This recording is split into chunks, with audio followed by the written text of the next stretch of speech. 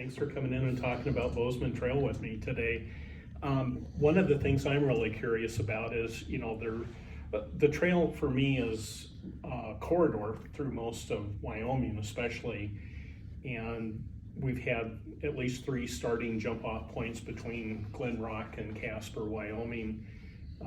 For those of you that might be listening and watching, there's a great trails museum in Casper, Wyoming that would be an opportunity for you to learn a little bit more about the Oregon Trail.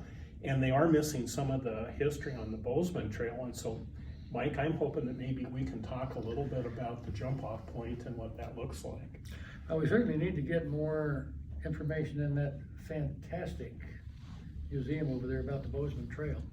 Because really, the main jump off place for the Bozeman Trail was Fort Laramie and North Platte River coming off the Oregon Trail. And later on the trail was used by immigrants and gold seekers really for just a very short period of time. But later on, the Army used portions of it quite a bit.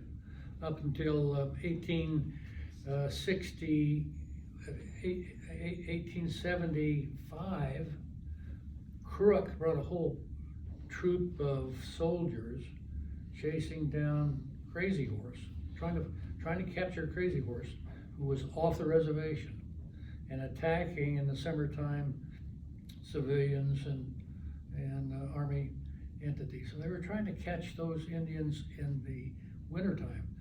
So General Crook brought a large group of soldiers from Fort Fetterman down along the Bozeman Trail, finally jumped off into the Tongue River.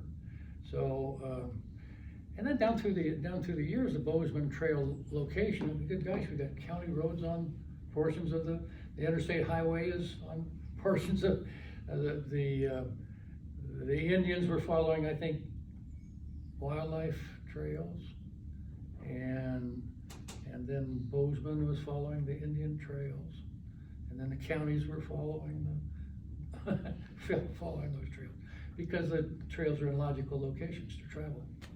Yeah, absolutely. So during the tour of the Fort Reno and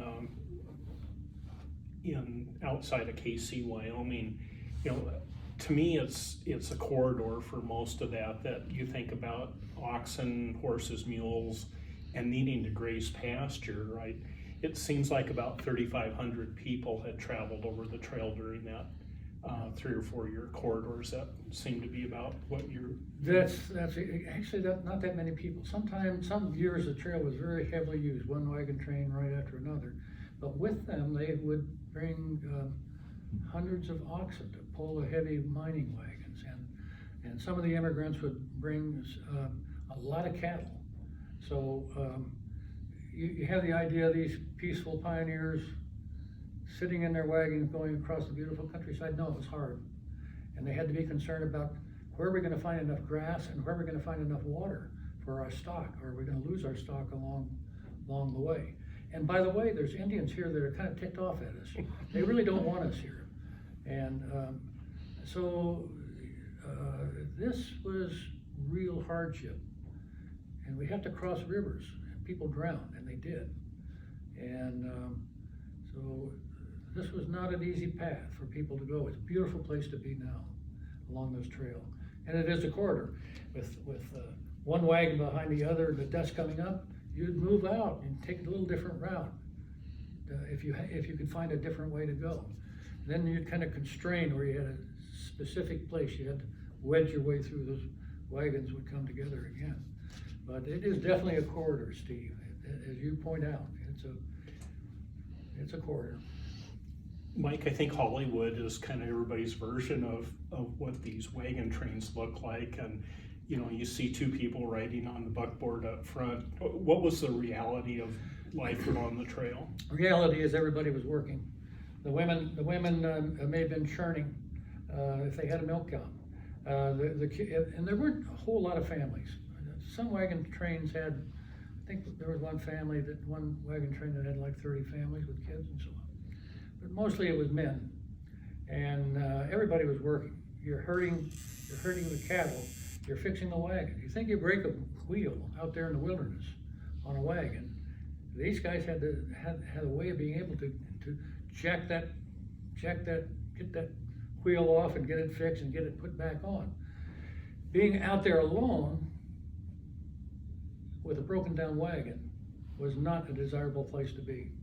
So they wanted to keep together. If somebody had a bad wagon problem, everybody had to stop, because you didn't want to leave that person out there by themselves.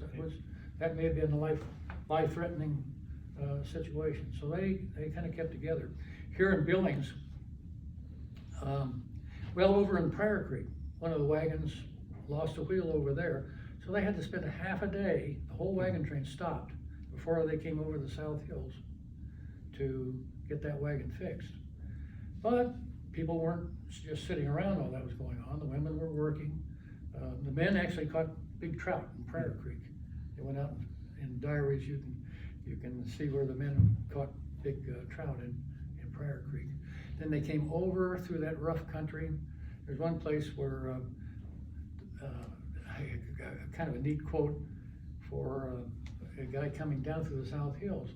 And she says, I was sleeping in the back of the wagon, and Billy got me up. He said, it's too dangerous to be in there.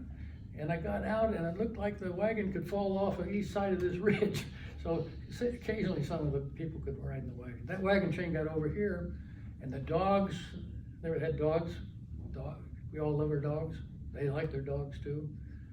And the dogs scared the cattle. In this case, they were oxen. A couple of the oxen broke their horns off. It was a kind of a stampede. A couple of women almost got hurt. And so the wagon train got together and they said, we're gonna kill all the dogs.